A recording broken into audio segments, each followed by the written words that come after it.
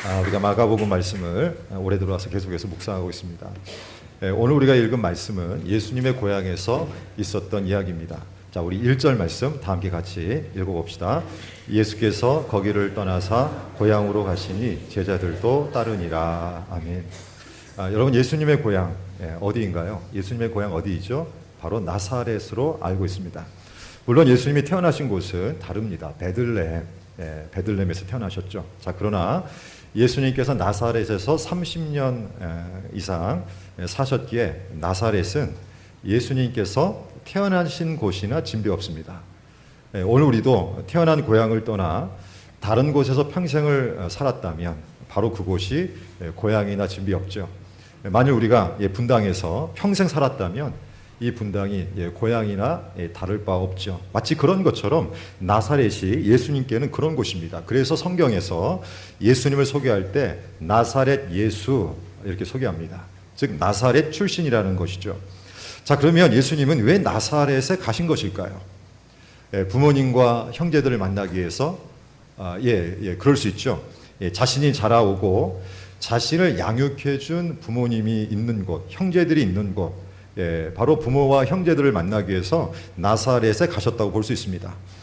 여러분, 우리도 고향을 떠나 오래 살다 보면 순간 고향이 그리워질 때가 있습니다. 특별히 해외에 나가서 살면 더 그런 것 같습니다. 저도 미국에 가서 한 3년쯤 되었을 때 그때 그렇게 한국이 그리워지더라고요. 그래서 제가 당시 캘리포니아에 거주할 때 아내와 아이와 태평양이 보이는 바닷가에 자주 갔습니다. 그래서 저 태평양만 건너면 한국이 있는데 그러한 마음으로 그리워했던 기억이 납니다. 어쩌면 예수님도 그런 마음이 있으셨을 것 같아요. 고향을 떠나 오랜 시간 여러 사역들을 감당하시느라 어린 시절부터 자라온 고향 땅이 그리우셨을 것입니다. 그래서 부모님과 형제들을 만나기 위해서 고향 땅에 가셨을 거로 여겨집니다. 자, 그러나 오늘 본문을 계속 읽어보면 이것도 하나의 이유가 되겠지만 조금 더 본질적인 목적 때문에 고향 땅에 가신 것을 알게 되어집니다. 자, 그것이 무엇인가요? 바로 복음을 전하시기 위해서, 하나님 나라를 전하시기 위해서 고향 땅에 또 가셨다는 것이죠. 여러분, 그래서 2절에 봐보시면 나사렛에 도착하자마자 예수님이 제일 먼저 하신 일은 회당에 가셔서 가르치시는 일이었어요. 자, 2절에 이렇게 기록되어 있죠. 안식일이 되어 회당에서 가르치시니. 무엇을 가르치셨을까요? 하나님의 나라, 복음을 가르치셨을 것입니다. 여러분, 저는 이 예수님의 모습을 보면서 오늘 우리도 이 예수님의 모습을 닮아야겠다 이런 생각이 듭니다. 하나님 나라를 전하기 위해서, 복음을 전하기 위해서 가족들을 만나고 고향에 가고 친척들에게 나아가 보는 것이죠. 여러분, 시간이 많은 것 같아도 우리가 사는 시간은 또 그렇게 많지 않습니다. 그래서 세월을 아껴 지금 할 일이 있다면 예수님처럼 고향에 가서 친척들에 가서 복음을 전해야 합니다. 자, 근데 예수님의 가르침을 받는 오늘 본문에 나오는 나사렛 사람들의 반응, 이 고향 사람들의 반응을 한번 봐볼까요? 2절에 보니까 자, 이렇게 기록을 합니다. 많은 사람이 듣고 놀라 이르되. 여기서 많은 사람이란 예수님의 고향 나사렛에 거주하는 사람들을 가리킵니다. 자, 그런데 2절, 3절을 계속 읽어보시면 지금 이 사람들이 놀라고 있긴 하지만 예수님의 가르침에 감동을 받아서 놀란 것이 아니라 의아한 마음이 들어서 뭔가 이렇게 어떤 의심의 마음이 들어서 놀라고 있음을 알게 되어집니다. 이 사람이 어디서 이런 것을 얻었느냐? 이 사람이 받은 지혜와 그 손으로 이루어지는 이런 권능이 어찌 됨이냐? 이 사람이 마리아의 아들 목수가 아니냐? 야고보와 요셉과 유다와 시몬의 형제가 아니냐? 그 누이들이 우리와 함께 여기 있지 아니하냐? 그런 지금 말을 하고 있죠. 자, 어떤 의미일까요? 쉽게 말하면 이런 뜻을 품고 이야기합니다. 이 예수가 어디서 이 가르침을 배웠지? 이 예수가 어떻게 지혜와 능력을 이렇게 드러내지? 이미 우리가 알고 있잖아. 이 예수는 우리가 아는 저 마리아의 아들 목수 출신이잖아. 이 예수는 지금 우리와 함께하고 있는 야고보, 요셉, 유다, 시몬의 형제잖아. 근데 어떻게 저런 말을 하고 있지? 지금 나사렛 사람들은 예수님의 말씀을 듣고 감동을 받아서 놀란 것이 아니라 불신과 의심에서 놀라고 있다는 것이죠. 자, 그래서일까요? 3절 말미, 오늘 보면 3절 말미에 보시면 이들이 이런 행동까지 합니다. 3절 말미, 예수를 배척한지라. 여러분, 배척했다는 것은 거세게 밀어냈다는 의미죠. 예, 강하게 거부했다는 것입니다. 화를 내며 거절했다는 거예요. 즉 예수님께서 고향 땅 나사렛에 와서 하나님의 나라 복음을 전했을 때 이 나사렛 고향 사람들이 의심과 불신의 마음으로 예수님을 거세게 밀어내고 강하게 거부하고 완강하게 화내면서 거절하고 있는 지금 그런 반응을 보이고 있다는 것입니다. 여러분 한번 상상해 볼까요? 여러분 한번 상상해 볼까요? 기가 막혀서 말이 안 나오는 상황이죠. 예수님을 반기고 찬양하고 높이고 정말 경배해도 부족할 판에 불신의 마음으로 의심하고 비판하고 무시하고 밀어내치기까지 하니 정말 이해가 안 되는 행동들을 하고 있습니다. 자, 그러자 우리 예수님이 어떻게 하십니까? 한 말씀을 곧바로 하십니다. 자, 이 내용이 4절에 이렇게 기록되어 있습니다. 우리 4절 말씀 또 같이 읽어봅시다. 예수께서 그들에게 이르시되 선지자가 자기 고향과 자기 친척과 자기 집 외에는 존경을 받지 못함이 없느니라 하시며. 아멘.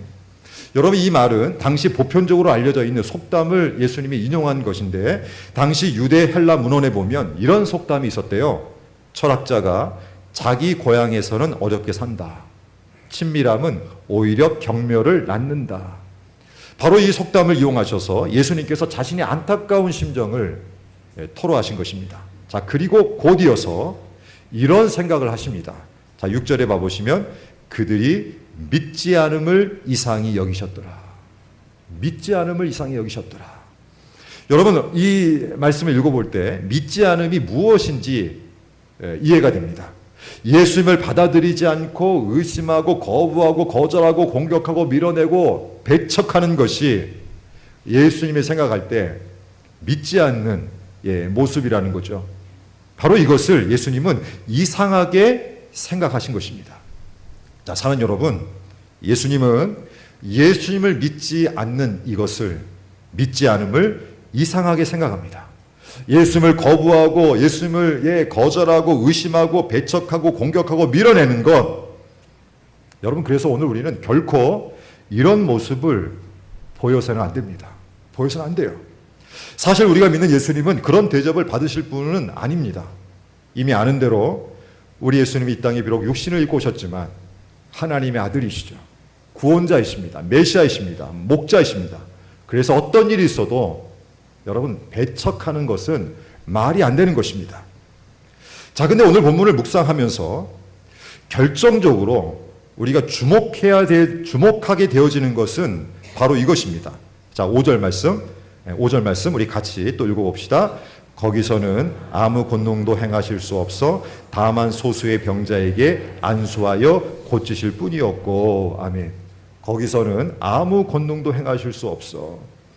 여러분, 아무 권능도 행하실 수 없다는 것은 예수님이 아무것도 하실 수 없는 그런 능력이 없다라는 그런 의미가 아니죠. 이 표현은 예수님이 능동적으로 절제하겠다라고 하는 뜻이 담겨 있습니다. 즉 예수님이 의지를 가지고 권능을 행하시지 않겠다라고 하는 그 마음이 담겨 있는 표현이죠. 같은 사건을 기록한 마태복음 13장에서는 이렇게도 기록을 합니다. 마태복음 13장 58절 그들이 믿지 않음으로 말미암아 거기서 많은 능력을 행하지 아니하시니라. 아멘. 자, 그러면 질문이 있습니다. 자, 여기서 거기는 어디인가요? 어디를 가리킬까요? 바로 예수님을 믿지 않는 나사렛입니다. 예수님을 배척한 나사렛입니다. 여러분, 여기서 오늘 우리는 아주 중요한 메시지, 하나님께서 오늘 우리에게 말씀하시는 진짜 중요한 메시지를 발견합니다. 예수님은 거기, 즉 예수님을 배척하는 곳에는 권능을 행하시지 않는다는 거예요. 예수님을 의심하고 예수님을 거부하고 거절하고 공격하고 밀어내고 배척하는 그 자리에는 많은 권능을 행하시지 않는다는 것입니다. 여러분, 권능이라는 이 단어는 헬라어로 두나미스라고 이야기합니다. 두나미스. 여러분 문자적인 뜻이 힘, 능력, 권능, 에너지 등의 의미를 갖고 있습니다. 여러분 이 단어는 신약 성경에 여러 번 사용되는 단어인데요. 특히 하나님의 능력이나 성령의 역사를 나타낼 때 자주 등장합니다. 여러분 영어 단어 중에 다이너마이트가 이 드나미스에서 나왔습니다.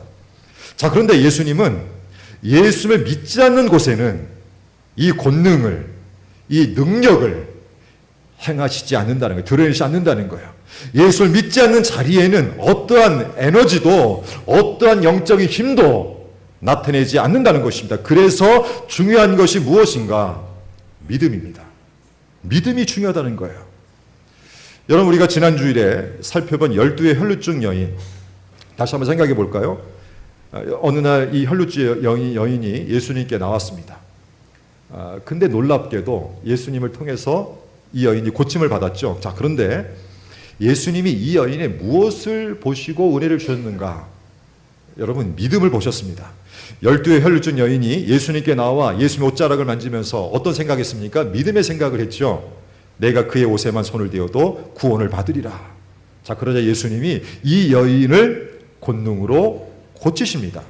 나중에 주님께서 이 여인에게 이런 선포를 하십니다. 내 믿음이 너를 구원하였으니 평안히 가라. 내 병에서 놓여 건강할지어다. 12살 된 딸의 문제를 가지고 예수님께 나와 간절히 간구했던 회당장 야이로.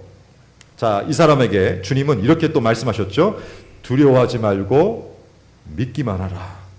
자, 그러자 야이로가 힘든 마음은 다 내려놓고 어떻게 했습니까? 끝까지 주님을 믿습니다. 인내의 심정으로 끝까지 주님을 의지합니다. 그랬을 때 예수님은 야이로의 딸을 살리는 디나미스, 권능을 드러내 주셨습니다. 여러분 마가복음 10장에 보면 여리고에 사는 시각장애인 바디메오가 나오는데요. 그런데 그의 병을 고치실 때에도 예수님은 무엇을 보셨는가? 그의 믿음을 보시고 두나미스, 권능을 드러내 주셨다는 거예요.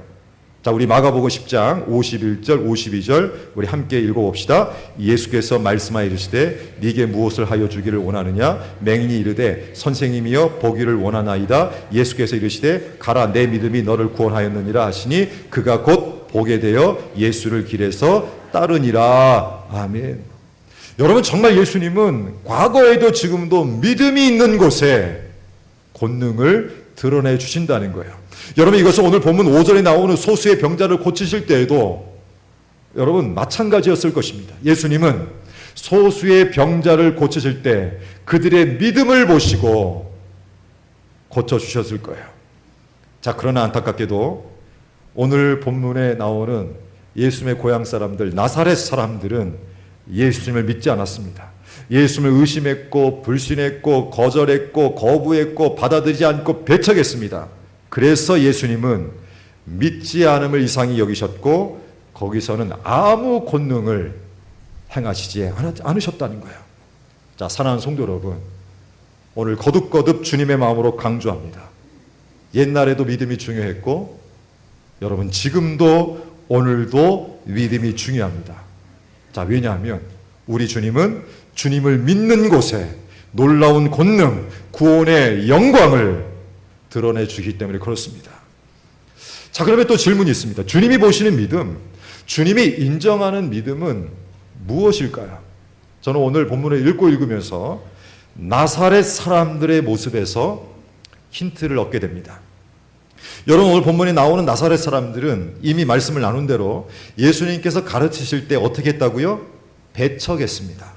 예수님을 거부했고 거절했고 의심했고 밀어냈고 의아해하며 받아들이지 않았습니다. 바로 이 모습을 6절에서 믿지 않음이라고 주님은 정의하셨어요. 자, 그러면 이제 믿음이 뭔지 분명해집니다. 바로 나사렛 사람들이 보인 이 행동과 반대되는 개념이 믿음이라는 거예요. 즉 예수님을 배척하고 거부하고 거절하고 의심하고 밀어내고 받아들이지 않는 것과 반대되는 개념이 주님이 인정하는 믿음이라는 거예요. 자, 그러면 믿음을 한번 정리해 볼까요? 배척의 반대말이 여러분 뭘까요? 배척의 반대말 수용하는 것입니다. 거부의 반대 개념이 뭡니까? 허락하는 것입니다. 거절의 반대말은 뭘까요? 수락하는 것입니다. 밀어내는 것의 반대말은 당기는 것입니다. 자, 그렇다면 이제 믿음이 정리가 됩니다. 한마디로 요약해보면 이렇게 정리할 수 있는 것입니다. 믿음은 받아들이는 것이다. 믿음은 영접하는 것이다. 자, 저를 따라해 주시겠습니까? 믿음은 받아들이는 것이다. 믿음은 영접하는 것이다. 여러분, 이것이 믿음이라는 거예요. 그래서 요한복음 1장에 보면 주님이 이렇게 설명하십니다. 요한복음 1장 11절 12절 우리 다 함께 큰 소리로 같이 읽어봅시다.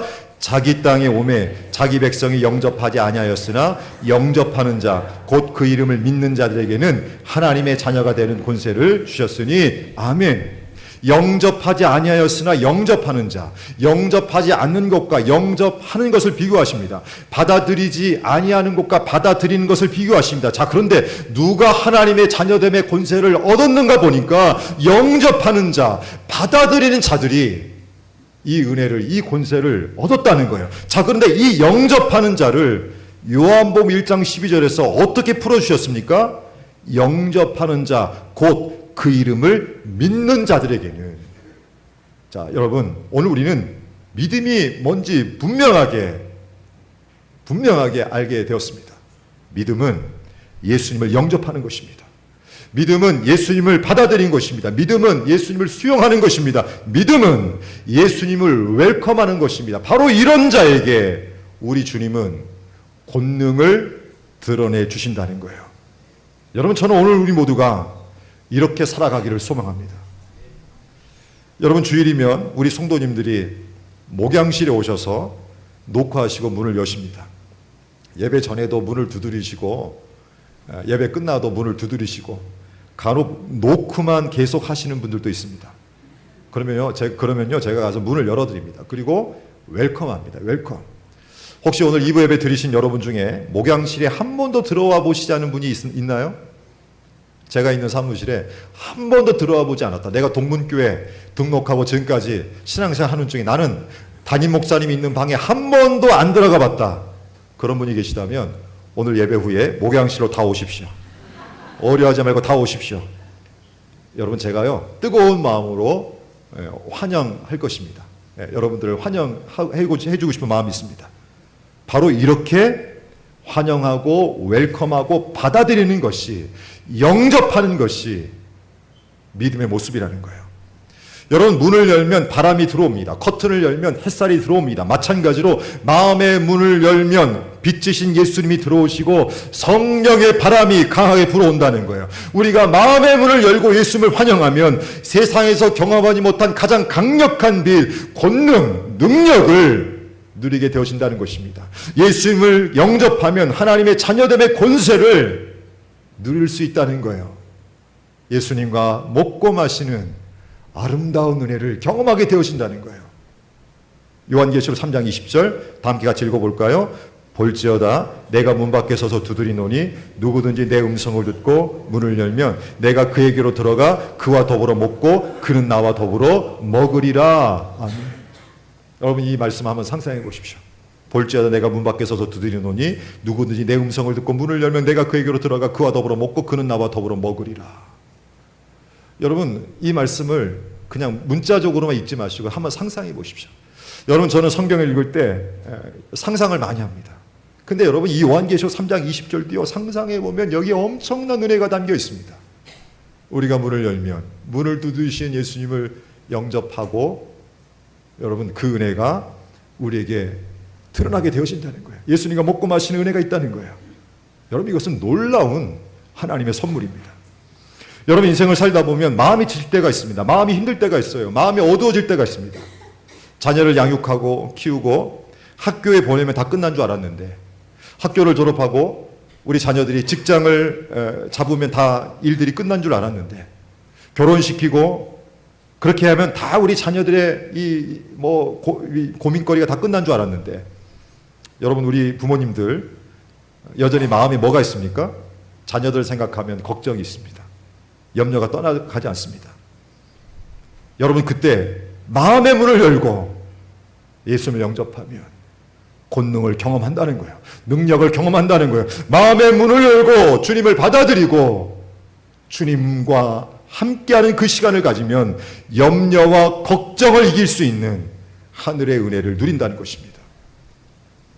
여러분, 제가 엊그제 교회에서 기도하는 신성환 우리 청년을 신방하고 왔습니다. 어린 시절부터 몸이 좋지 않아서 평생 힘겨운 시간을 보내고 있는 우리 성환 형제. 지난 주일에 다급하게 응급실에 가서 병원 중환자실에 입원할 수밖에 없는 또 어려운 그 시간을 우리 성환 형제가 또 경험을 했더라고요. 근데 제가 이제 신방을 가서 얼굴을 보면서 이야기를 듣는데요. 근데 지난 주일에 그렇게 다급하게 응급실 가서 중환자실에 가는 상황인데, 그리고 가족들과 함께 이제 그 시간을 딱 갖고 있는데, 근데 제일 먼저 한 게 뭐냐면 주일날 온라인으로 우리 예배 방송을 제일 먼저 듣는 일이었대요. 보는 일이었대요. 예배 드리는 일이었대요. 그래서 힘들고 어려운데, 지금 몸의 상황은 너무나 안 좋은데 온라인 방송을 보면서 하나님께 예배 드렸다는 얘기를 해주더라고요. 그리고 힘들고 어렵지만 주님이 함께 계심을 믿는다고 고백도 하더라고요. 여러분, 저는 그 이야기를 들으면서 이런 마음이 올라왔습니다. 비록 지금 힘들고 어려운 싸움 중에 있지만 그래도 놀라운 것은 주님이 권능을 드러내주고 계시는구나. 주님이 능력으로 붙들어주고 계시는구나. 여러분, 지금도 우리 주님은 주님을 영접한 믿는 자리에 권능을 행하십니다. 능력을 드러내주십니다. 은혜를 더해 주신다는. 그래서 지금 우리가 할 일이 있다면 마음의 문을 열고 여전히 문을 두드리시는 예수님을 영접하여 이 은혜를 누려야 한다는 것입니다. 자, 근데 여러분, 더불어서 한 가지 생각할 것이 있습니다. 지금 저와 여러분의 마음의 상태, 마음은 어떠한가? 우리가 좀 생각할 필요가 있다는 거예요. 여러분, 지금 저와 여러분의 마음은 어떻습니까? 깨끗하신가요? 깨끗합니까? 한번 여러분 마음을 좀 들여다봤으면 좋겠어요. 현재 여러분의 마음은 깨끗합니까? 청소가 잘 돼 있습니까? 만일 제가 여러분의 마음에 지금 들어간다면 어떨까요? 문을 두드리고 제가 여러분의 마음에 들어갑니다. 여러분의 마음에 들어간다면 어떨까요? 지난 봄에 가정신방을 하는데요, 많은 분들이 이런 말씀을 하는 거예요. 목사님, 신방 오신다고 해서 며칠을 치웠습니다. 그러자 눈치 없는 옆에 있던 남편 집사님이, 목사님 자주 오시면 좋겠습니다. 그래서 제가 속으로 자주 가야 되나 이런 생각을 한 적이 있습니다. 여러분, 그럴 때가 있지 않습니까? 평상시에는 잘 안 치우다가 어떤 손님이 집에 오면 급하게 치웁니다. 그리고 갑자기 누가 오면 아예 한 방에다가 온갖 잡동사니를 다 집어넣습니다. 전 세계적으로 알려진 미국 드라마 중에 아마 여러분들도 보신 분이 있을지 모르겠는데요, 90년대에 정말 이 드라마는 유명했습니다. 그리고 그 이후에도 많은 분들이 이 드라마를 보고 또 보았는데요. 근데 이 드라마가 뭐냐면 바로 프렌즈라는 드라마예요. 미국 뉴욕에 사는 20대 결혼하지 않은 3명의 청년, 우리 남자와 3명의 여자 청년들이 살아가는 이야기를 그린 드라마입니다. 저도 예전에 그 드라마를 자주 본 적이 있는데요. 근데 이 드라마를 보면 지금도 잊을 수 없는 한 장면이 떠오릅니다. 로스라는 청년이 주인공이거든요. 로스라는 청년이 어느 여자친구 집에 방문했습니다. 근데 이 여자친구가 되게 아름답고 되게 깔끔하고 되게 정갈한 자매이거든요. 그래서 이제 이 로스라는 청년이 정말 기대감을 가지고 이 여자친구 집에 방문했는데, 문을 열자마자 집안이 온갖 쓰레기로 가득한 거예요. 문을 열자마자 발 디딜 틈이 없을 정도로 모든 쓰레기가 집안을 덮고 있었습니다. 그때 어쩔 줄 몰라 하는 당황스러워하는 이 로스 청년의 얼굴이 지금도 저는 떠오릅니다. 여러분, 혹시 지금 여러분의 마음이 그렇지 않나요?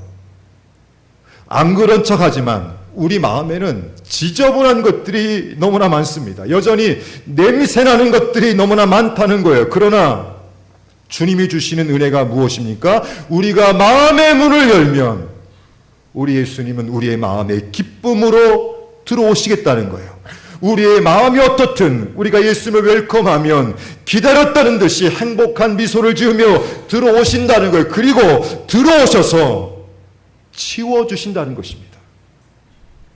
더러운 죄악된 마음을 치워주시고 미움의 마음도 치워주시고 어둠의 마음도 치워주시고 염려, 근심, 갈등, 분노, 불평, 절망, 답답한 마음, 어찌할 수 없는 그 마음까지, 비판하며 살던 그 마음까지, 비관하며 사는 그 마음까지 우리 주님이 친히 치워주신다는 거예요.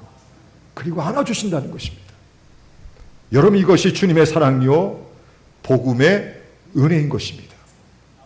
여러분, 거듭거듭 말씀드리지만 우리가 믿는 예수님은 보통 분이 아니십니다. 창조자요, 역사의 주관자요, 구원자요, 만왕의 왕이요, 만주의 주가 되십니다. 그런데 그분이 값없이 우리 안에 들어오셔서 우리 안에 있는 더러운 것들을 치워주시고 정리해 주신다는 것, 생각만 해도 여러분, 이것은 정말 놀라운 큰 영광입니다.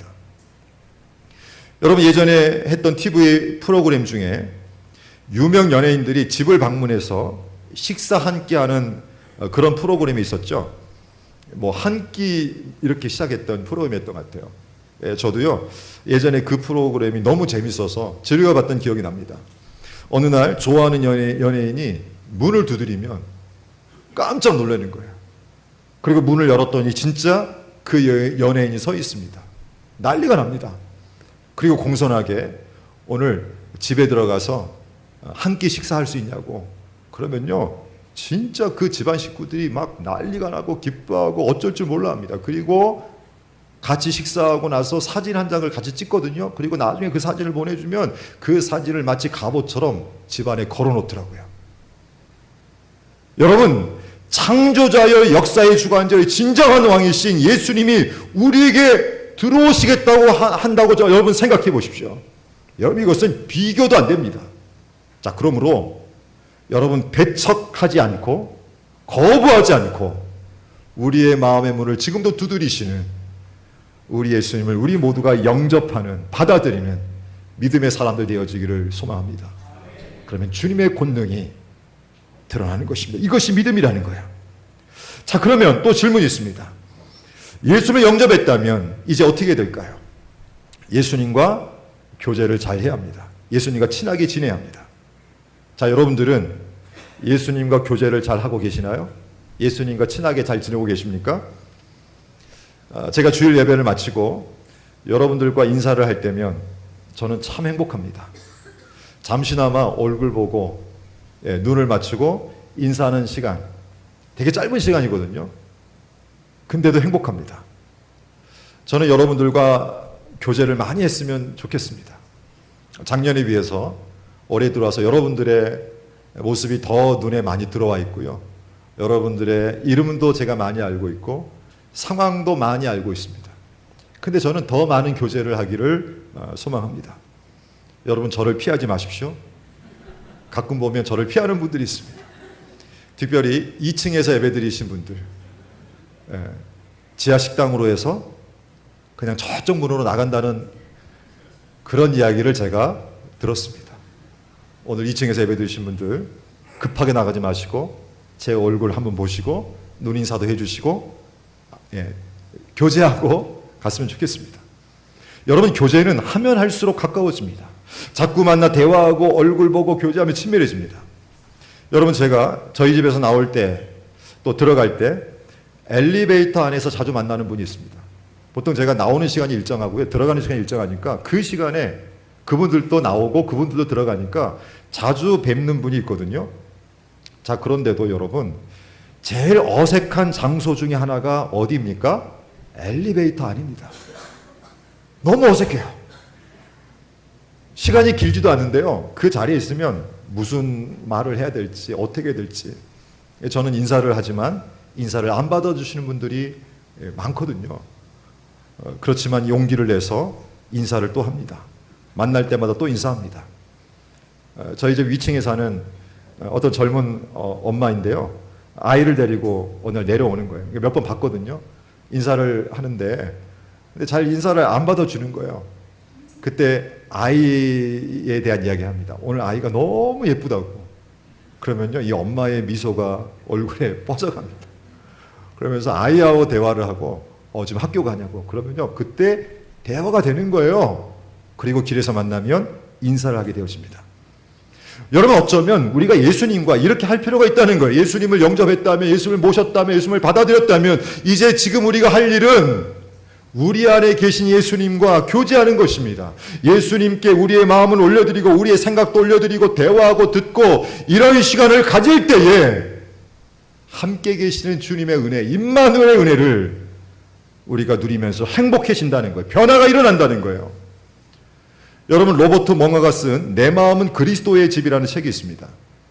이 책은 그리스도인이 어떻게 예수님과 동행하며 삶의 모든 부분을 주님께 내어드릴 수 있는지를 깊이 있게 탐구한 책입니다. 특별히 주인공이 예수님을 자신의 집에 모시고요, 교제하며 살아갈 때 어떤 변화가 있는지를 소개하고 있습니다. 제가 책 서문에 나와 있는 내용을 조금만 읽어드려 보겠습니다.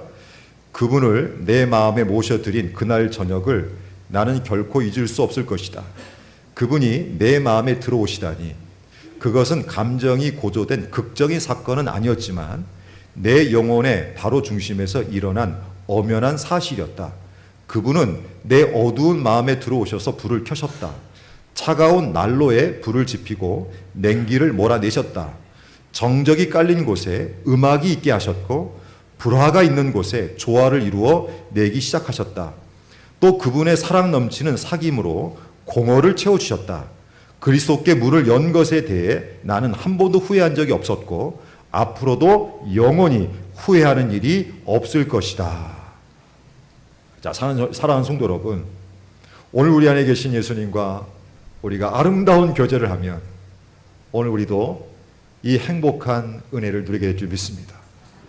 그래서 예수님을 외롭게 하지 않았으면 좋겠어요. 예수를 믿습니까? 그러면 온 성도들이 아멘! 이런 고백하거든요. 근데 예수님과 얼마나 교제하시나요? 라고 더 직접적인 질문을 하면 그때부터 말문이 막힙니다. 여러분, 저는 우리 모두가 예수님을 외롭게 하는 일이 없기를 소망합니다. 예수님 늘 찾고요. 예수님 늘 생각하고요. 예수님, 제가 아침에 이런 일이 있었고 점심 때도 이런 일이 있었고 우리 가정에 지금 이런 상황이 펼쳐지고 있고 내 느낌과 내 감정은 지금 이렇고요. 예수님, 지금 오늘 직장에 갔는데 생각지 못한 이런 일이 있었는데 예수님, 이럴 때는 어떻게 해야 될까요?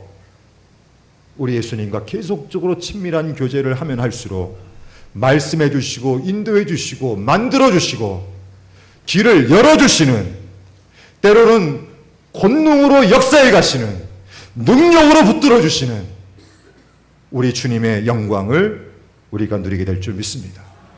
자, 그러므로 지금 우리가 8월 뜨거운 무더운 여름을 지금 보내고 있는데요. 이제 무더운 여름 지나면 가을, 추수의 계절이 오지 않습니까? 이번 하반기에는 어떤 일이 있어도 이런 작정했으면 좋겠습니다. 비가 오고 바람이 불어도 나는 예수님만을 영접하고 받아들이는 그 믿음으로 살 것이다. 그리고 예수님과 교제해야 되겠다. 이렇게 사는 자에게 올해 여러분 연말에 이런 고백이 아마 여러분들의 안에서 터져 나올 거라 저는 믿는데요. 어떤 해보다도 올해는 행복했어. 주님이 은혜 주셨지. 자, 이런 은혜 누리는 저와 여러분 되어지기를 주님의 이름으로 축원드립니다.